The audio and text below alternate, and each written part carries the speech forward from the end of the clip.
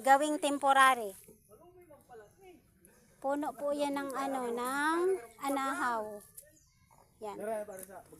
Pirang taon naman ning tatagal roll, mga 2 daw. Anahaw.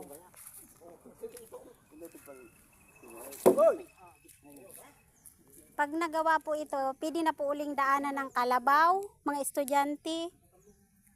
Pwede na din magdaan dito ang mga motor pag tag-araw.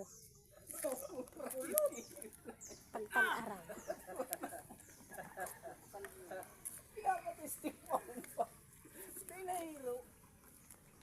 Yan po ang ating mga butihin. Nagbabayanihan. Oo. Dito sa aming sitio, ang daming estudyante. Karamihan mga kindergarten and grade 1. Ito po, dinadaanan nila to.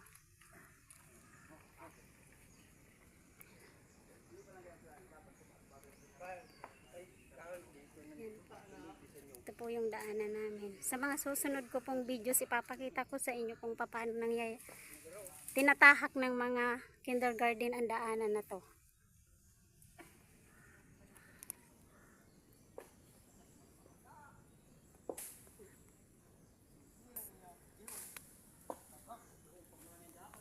Kumusta si Satuyang Kagawad, Aram?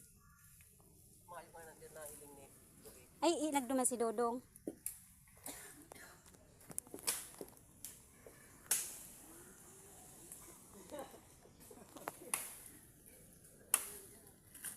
Pag okay na po itong tulay na ito, marami na pong dadaan dito.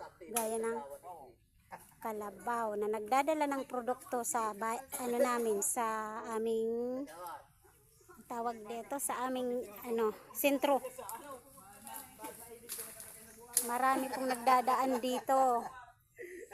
Pati yung mga kalapit naming sitio, dito din dumadaan ang kanilang mga produkto. Oh, may taho! Naglalaba ako. Ay, hama, naglalaba ako. Daw si panira na lang. Kuya mo po diyan nantig ako pa nga ni ang dako ang para luto kan mga para nagararapos. Nito si Lorito. Uni na po nagdadanga. Shout out. Kapitan. Shout out, boss. May dakol nang Ito po ang nagpapatuto na galing sa aming sa aming barangay. O di ba pag maputik ganyan ang mga ginagawa, lakad lang sila. Shout out.